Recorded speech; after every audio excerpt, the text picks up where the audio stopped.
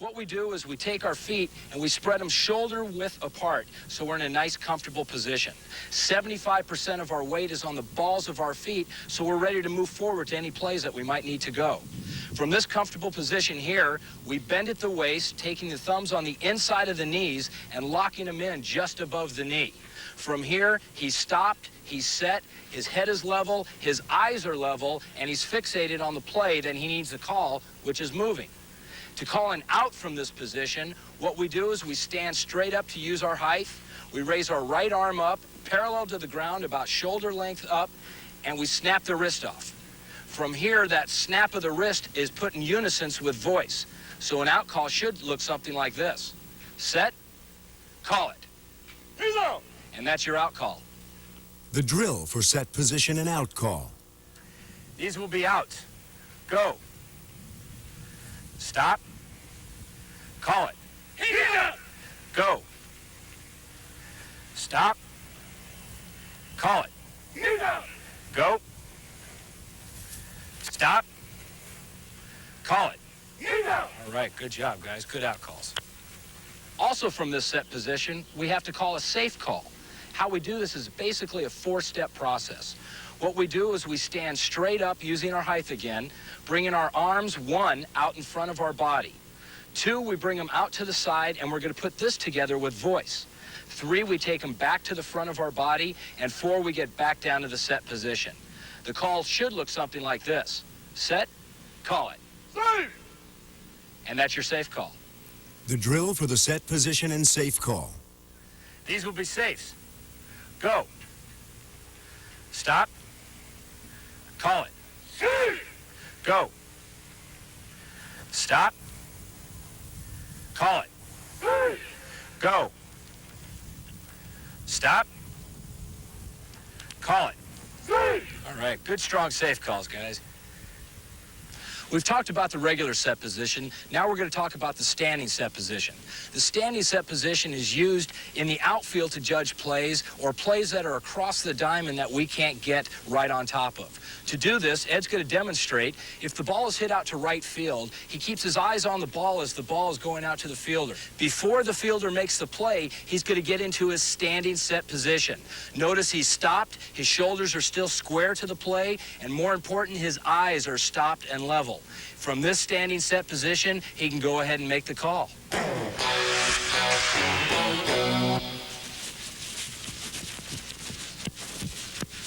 Whether the ball is in the outfield or the infield, and you have to determine whether the ball has been caught or not caught, you want to make sure that you're stopped before you have to determine that play.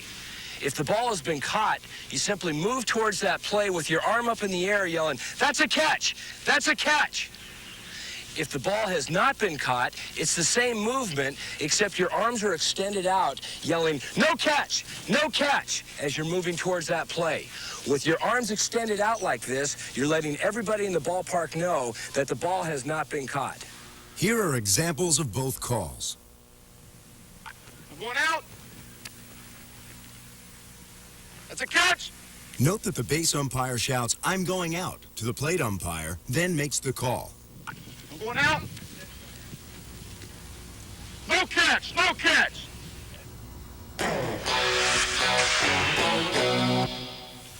When the umpire has to determine whether it's a fair or foul ball, there's a couple things you want to keep in mind. You want to make sure that you're straddling the foul line and stop before you have to determine whether that ball is fair or foul. If you determine that the ball is fair, it's a simple little step in and a point. There's no voice used on a fair ball call. Just a little step and point. On a foul ball call, it's basically the same position. You want to be straddling the foul line. You want to be stopped before you have to determine whether that ball is fair or foul. If the ball is a foul ball, you simply come up with 2 hands above your head, yelling, "Foul!" and then a little point. This way, everybody knows that the ball is foul. Foul ball. Go out.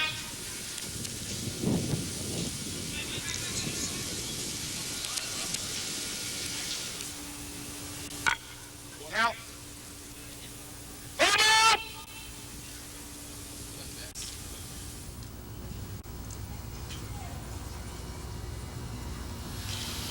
I got the ball, Mike. On this home run call, note that the base umpire shouts, "I've got the ball," signal fair ball, then circles with his finger. Umpires, just like ball players, work as a team. In a two-umpire system, verbal communication is essential because each umpire has his own jurisdictional responsibilities. Here's what they are. The base umpire is responsible for this area. The plate umpire is responsible for this area. Whenever the ball takes the base umpire to the outfield, the plate umpire is responsible for the batter runner, following him to the base he's advancing to. In this case, the play is at third.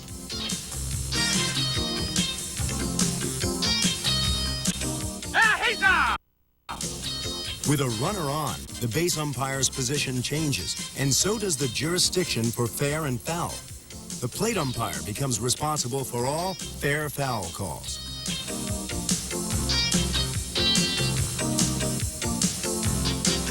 The base umpire's jurisdiction for a catch, no catch is here. For example,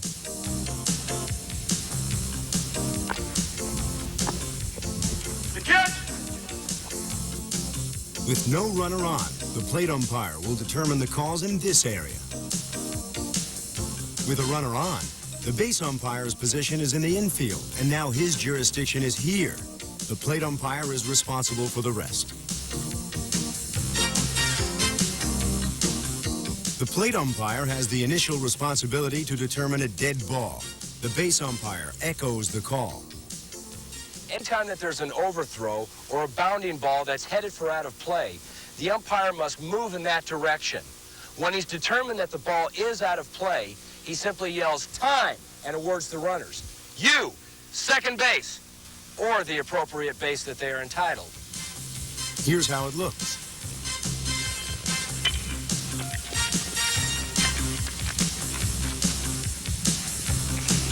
Time! You! Second base!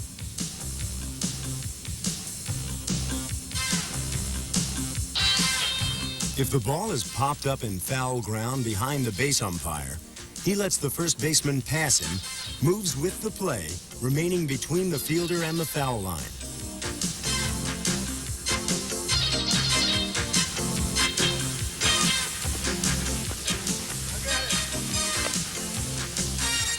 That's a catch.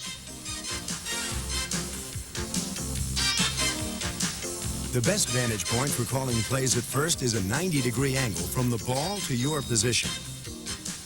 If the ball is hit to third base and the throw goes to first, your 90-degree angle position is here.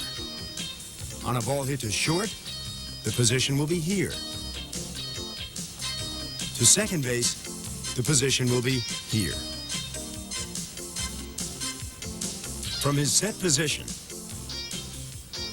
the umpire runs to a spot on the infield dirt at a 90-degree angle to the play and the ball. He pulls his eyes ahead of the throw, gets set for the play, and makes the call.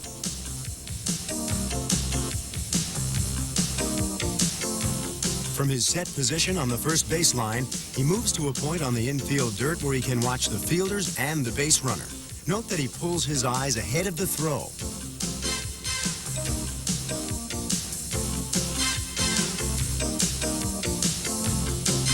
Here's the play again at regular speed. He's out. On the swipe tag, the umpire must recognize that the throw is off and move toward the line to see if the fielder's attempt at making the tag is successful.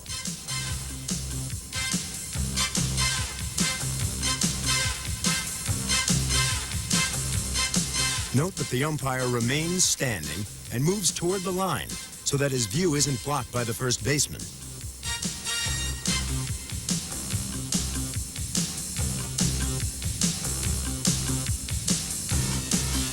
Now watch the play again at regular speed. On the tag, he's out. If the first baseman pulls his foot off the bag, the umpire signals the runner safe and motions, saying, "You're off the bag."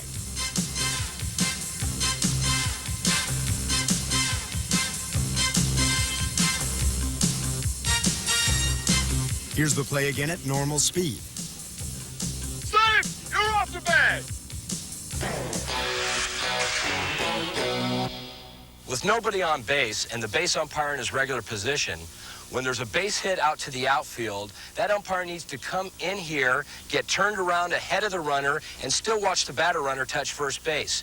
The way we do this is a pivot. The pivot is basically a three-step movement. You want to make sure that you're in here on the infield grass, your left foot gets planted, right foot is a little jump as you watch the batter runner touch first base, and your left foot goes directly towards second base. You want to make sure that you're under control here so you don't pull yourself back from going away from the play that you need to get to. From here, it's just a simple cross step to stay ahead of the runner. If the batter runner goes back to first base, you simply cross step back to first base, turn and face the ball. You have the runner there and the outfield and the ball in front of you. This is a good position to be in. The pivot allows the umpire to get ahead of the runner and see him touch first base. If the runner goes back to first, the umpire follows, so that the play is in front of him. On this pivot, with the runner going to second, the umpire must watch the ball and glance at the runner while moving into position to call any potential play. With a runner on first, the base umpire is positioned on a line tangent to the pitcher's mound, between the mound and the infield cutout. The key is not getting too deep towards second base. Here's the movement to first base on the pickoff throw from the pitcher. The runner is out.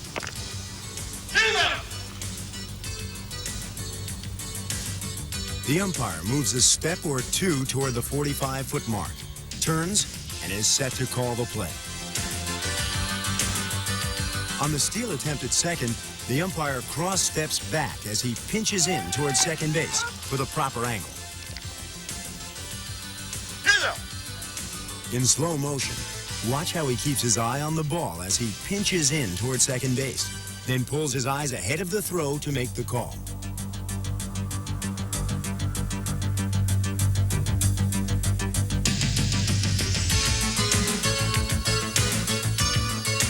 Calling the 6-4-3 double play. On a ball hit to short, the umpire turns with the ball as it's fielded, moves toward first base as the fielder throws to second, and stops for the play at second in a standing set. He makes the call at second while moving toward first base and gets set to call the play there. Watch the umpire's movement on the double play.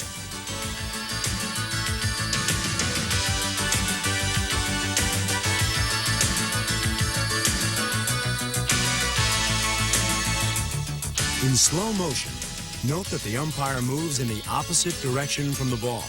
It might feel unnatural for him to go that way, but that's what the reaction should be.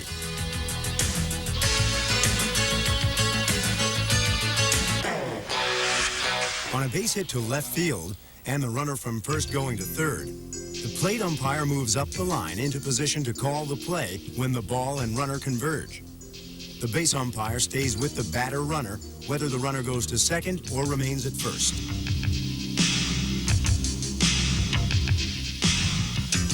Here's an example. Communication is very important here. Note that the plate umpire shouts to the base umpire, "I've got third." If he comes, Eddie, I got third! Out! On a ball hit down the right field line, the plate umpire moves up the line to call fair or foul. If the ball is fair, the base umpire is responsible for any calls at the bases. The plate umpire is responsible for any play at the plate. Here you can see again that communication is the key. I got the ball, Eddie! I'm home, Eddie, I'm home!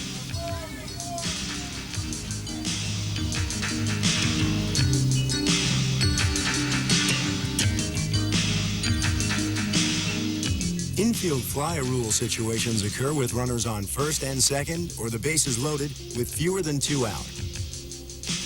The infield fly rule is called after the ball has reached its apex and begins its downward flight. This lets the base runners know they're not forced to advance. The base umpire echoes the plate umpire's call. Remember, the call will be infield fly if fair when the ball is near the foul line.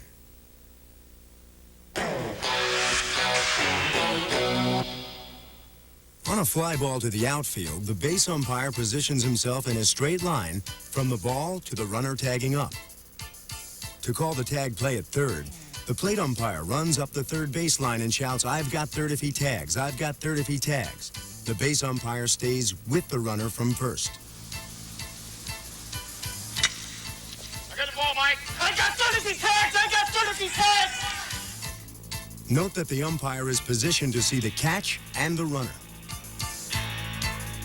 I got third. I got third. Out. On an outfield fly with the bases loaded, the plate umpire positions himself in a straight line from the ball to the runner tagging up. The base umpire moves into a position open to both the ball and the runner, and he moves to call the play at third. Here with the bases loaded, watch the umpires get into position.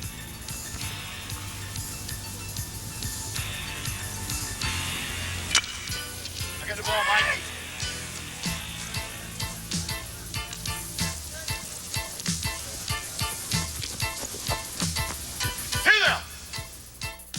The time play occurs when the umpire must decide whether the run scores or doesn't score when the third out is made.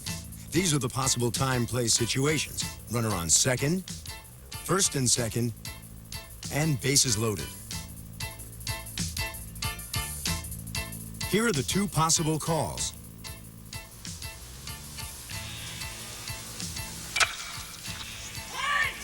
I'm staying home, man. I'm staying home. Mike. Watch the timing between the play at third and the runner crossing the plate. Hey there. That run scores. That run scores. Score that run.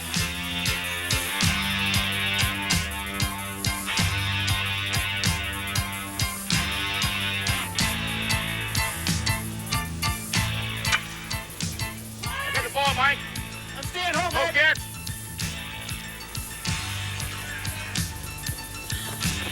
Hey there. No run scores! No run scores! Umpires also use teamwork for an appeal on a check swing by the batter. No, he didn't! Here's the proper procedure when there's an appeal. Oh, no, he didn't! Did he get any? No, he didn't! Here's the call again. This time the batter does swing.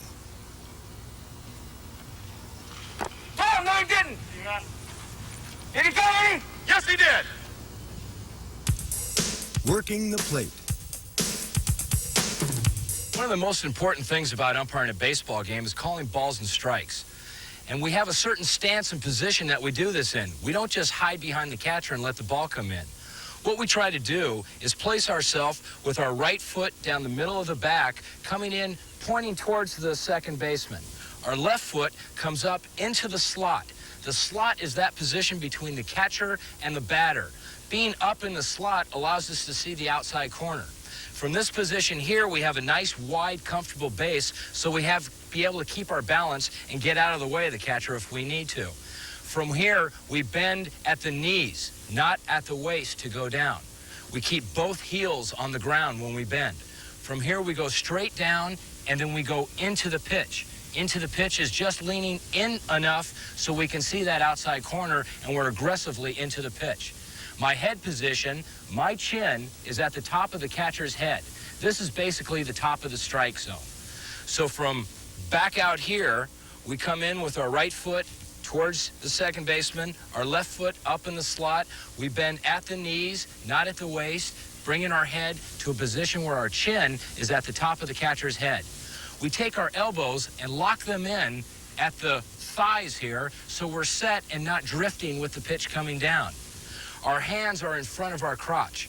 We don't put them like this taut because if the ball hits the fingers and they're tight, it has a chance of breaking our fingers. If we leave our fingers loose and a ball hits them, then we have more of a chance of giving way so we don't break our fingers and we protect our crotch at the same time. We want to be in this position down here, aggressively into the pitch, and making sure that we're up into the slot so we can see that outside corner. Another important thing about calling balls and strikes is not drifting down as the ball comes in. We want to come in here and go from point A to point B, and I'm locked in so I can't move, drift, or duck as the ball comes in. We're going to bring Mike Pilato in to demonstrate with full equipment exactly what we're talking about as a plate umpire. Mike walks into his position with his right foot down the middle of the catcher's back. His left foot goes up into the slot in between the catcher and the batter so he can see that outside corner. From here, he goes from point A to point B, bending at the knees, and notice his back is aggressively into the pitch, but not bent over to the point where he's falling down or having to look down and fight his eyes up to see the strike zone. Step back and relax. Stepping back and relax is very important. We call 300 pitches a game. If our legs are tight for 3 hours, we're never going to make it. And this is our only chance to step back and give our legs a little break there. Stepping in again, he gets a nice wide base up into the slot, bending at the knees, point A to point B, and he's locked in. His elbows are locked in, his hands are protecting his crotch, his chin is at the top of the catcher's head, and he can see that outside corner from there. This is the pitch that you need to see as an umpire. Mike, can you see this pitch? Yes, I can. If Mike was to work lower, down by the catcher's head, he would have to look through the catcher's head to see this outside pitch. So we want to make sure that we're up into a position where we're looking over the catcher's head to see this outside corner. This is where pitchers make their money and want to throw to get batters out. Right here. Mike, you can see this outside corner? Yes, I can. Step back and relax. Another thing important is that his equipment is facing 80% towards the field. This is the protection that we carry to protect ourselves from the ball hitting the ground.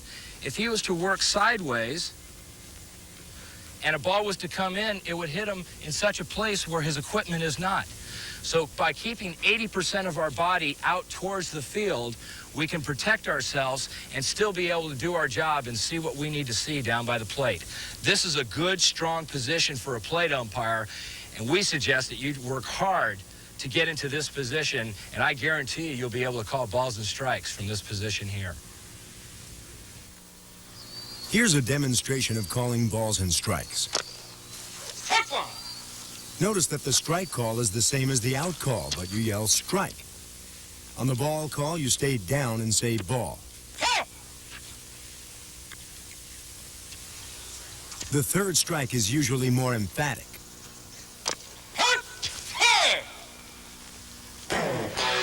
Here's a simple outline of the strike zone. The strike zone is the midpoint between the top of the shoulders and the top of the pants down to the knees. The strike zone is 17 inches wide, the width of the plate.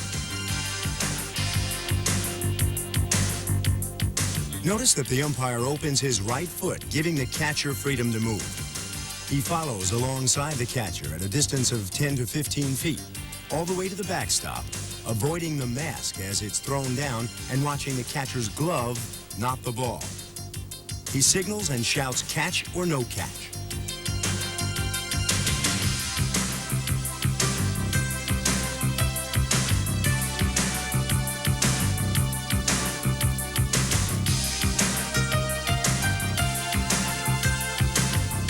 If the batter drops the bat, the umpire clears it from the plate area. The important thing here is to slide the bat along the ground, not pick it up and throw it. There are two positions for calling plays at the plate, position A and position B. Position A, on a base hit to the outfield, the plate umpire moves left so he can view the entire field. When he sees the ball and runner will converge at the plate, he moves into position A, first baseline extended, to call the play at the plate. Position B is used on a throw from the outfield when the throw is offline, and there's a probable swipe tag. In this case, the umpire moves around the plate to third baseline extended so that he's in the best position to see a tag up the line. On a wild pitch or a passed ball to his right, the umpire moves to avoid the catcher scrambling for the ball.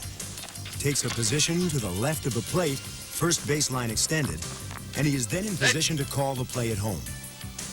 And on a wild pitch or pass ball to his left, the umpire moves right to avoid the catcher, then sets up near the first baseline, keeping the play at home in front of him.